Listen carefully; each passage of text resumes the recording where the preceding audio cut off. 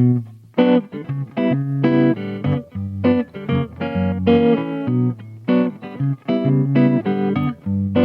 and welcome to Improvisations on Growth with Madhu Einsiedler.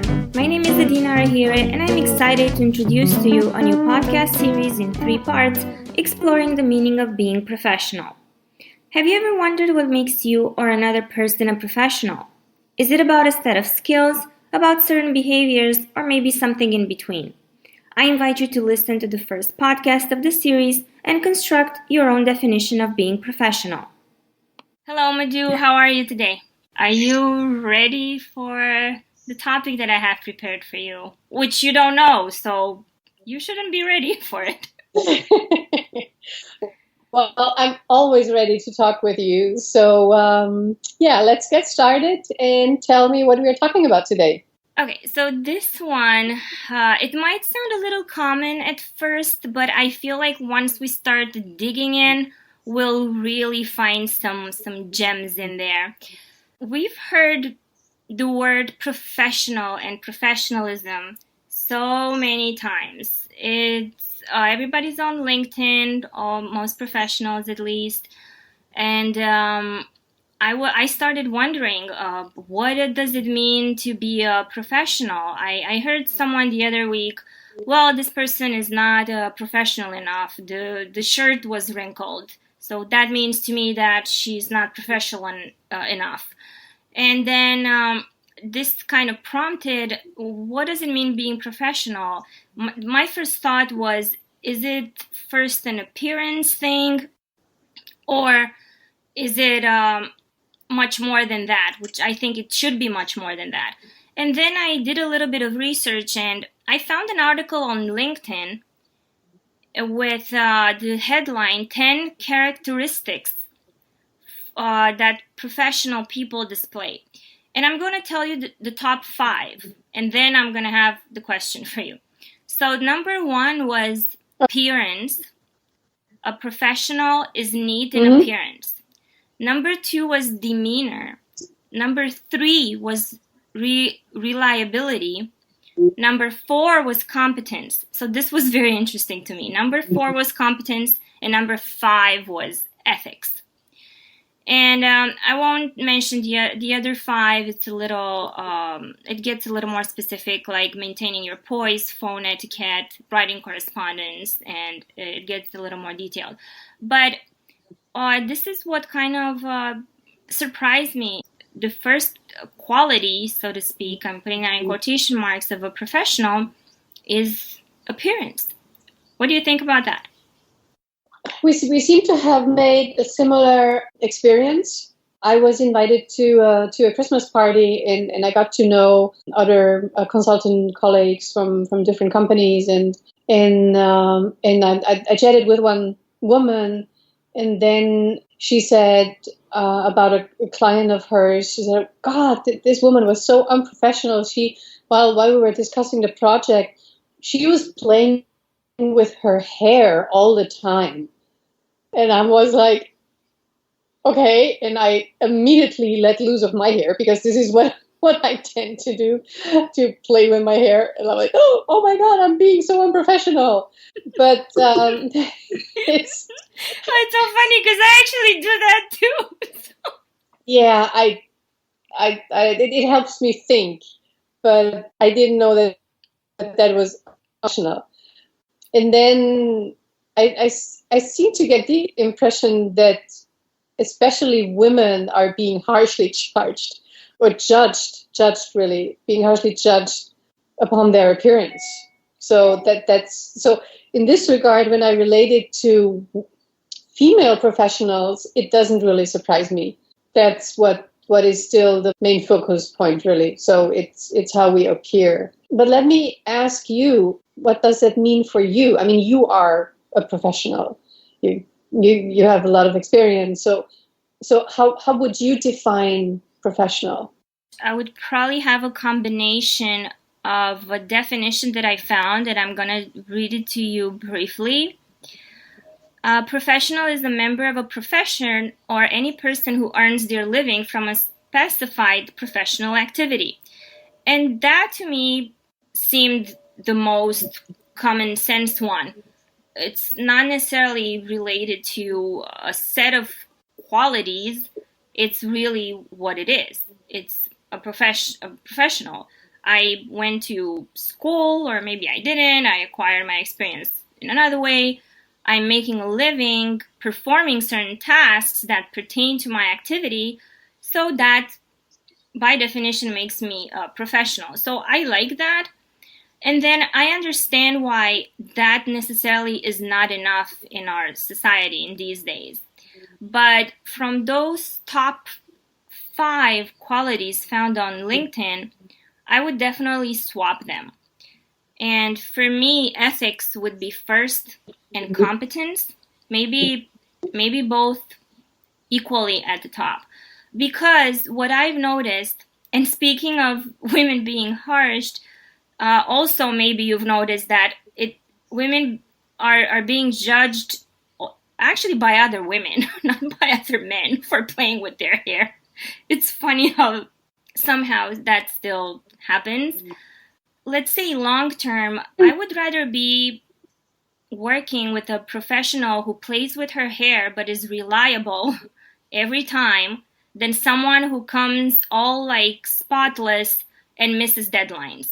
So this is where I feel like the order of this doesn't agree with me, because I feel competence and ethics should come first, and then appearance is important. Yes, it says something, but between someone who has strong ethics and maybe forgets that she doesn't have to play with her hair, that to me is not that relevant to being a professional. I can relate to that a lot, obviously. And I also think the longer one is in their profession, the more sort of relaxed things can become. Relaxed in a way of that. I almost wanted to say that appearance really moves down the list. I mean, obviously, I'm clean and neat when I go and see a client, and it's part of showing respect to dress up in a good, clean way, and then also in a way that is common in this industry, I would say. So that I think about, okay, what kind of industry am I going into, and then adjust to the norms, so to speak, in this industry. At least this is what I'm doing as a consultant, because I want to, like, when a client hasn't seen me before and it's the first time, this is, we all know, it's common knowledge that the first impression is like made within few seconds.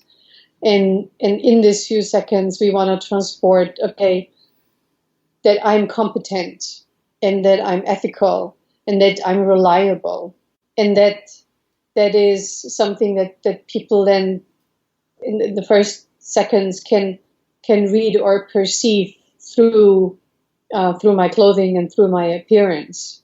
And maybe that is what they meant when they put appearance as a first position in the list. I think it's with and now that's my critique on LinkedIn. I think it's with a lot of things on LinkedIn. It's as a first start, it gives you good information, but a lot of times it's what I would perceive as superficial, because it's not so important. My appearance is not as important that it would trump all the others. But yes, that's the first thing someone sees and perceives.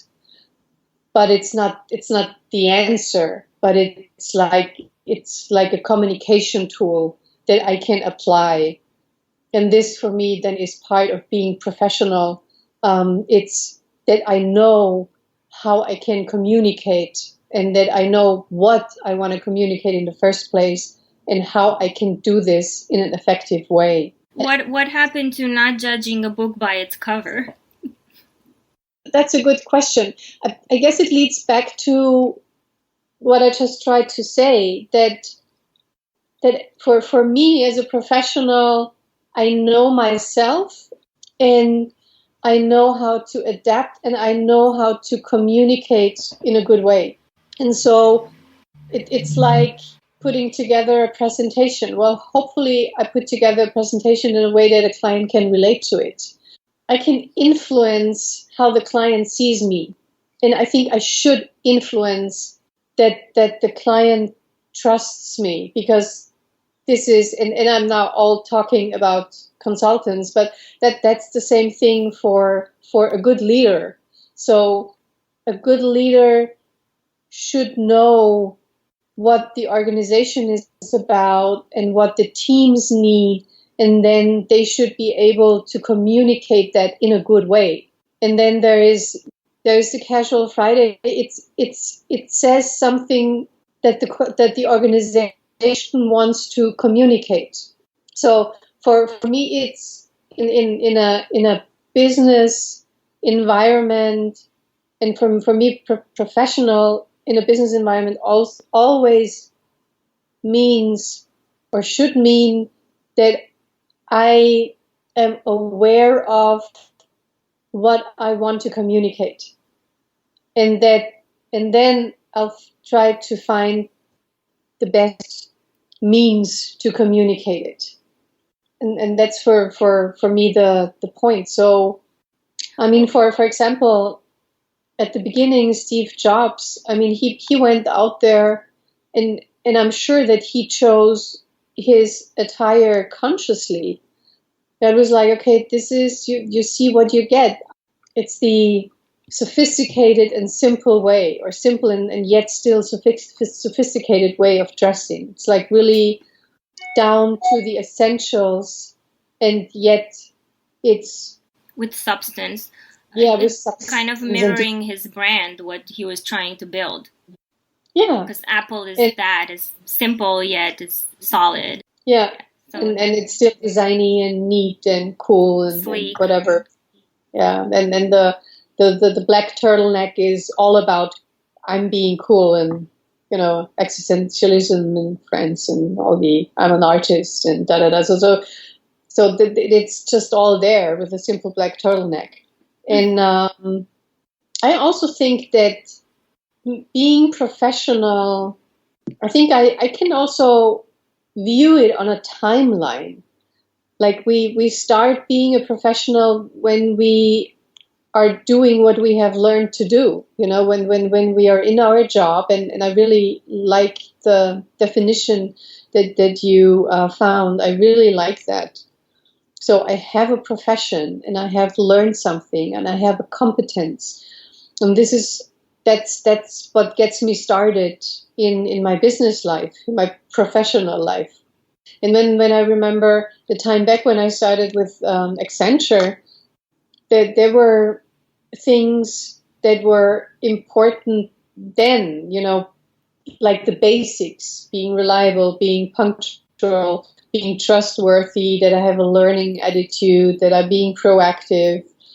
And then I think once that's the basic building blocks, so to speak. And then once you grow in your profession or in your professional life, I think, like now that I work with senior executives, what I'm supporting them is that they create an inner space where their emotions can be. Because what often happens is when we go through our professional life, somewhere in the 30s and 40s, we think that professionalism means that we shut down, that we don't show our emotions. I hear that more often than I can say and that I can count. It's like, yeah, I'm being professional. And then I ask, okay, what does it mean for you? And then the answer is, well, I'm not showing my emotions. And I'm like, wow, how can that be professional? And then the next sentence that I hear is, well, I once had that boss, and mostly it's a he, and he was just shouting around and being really angry with people and showing his anger. And I find this so unprofessional. So I don't want to be an a ... This is what I'm what I'm hearing all the time, and then try to redirect this image or this idea towards cutting yourself off from your emotions isn't professional at all, because it makes you almost like a zombie, or and people feel that, and they realize that you're cut off. So the point is here then, and that seems to be an experience that people have to go through, or a lot of people are going through, that later in life it's so important to create this inner space. And especially if I want to keep being successful and even be more successful than I was, it's that I have this inner space where my emotions can be, where they're allowed to be, where I feel them, and then to have to build up and have the awareness, oh, I'm angry now. And then in the third step, to build up the tools in order to, okay, how do I deal now in the best way with my, let's stick with it, with my angriness. So is it a good way to communicate it now? Should I communicate it later when I'm in a one-to-one setting? And then how can I communicate it in a way that it is still appreciating? So professional often for a lot of people means that either I'm appreciative, that means I'm rosy-red and soft and don't talk about issues that really are really important, or I'm really clear and tough, but then they're just close to bullying. Then it's hard to take.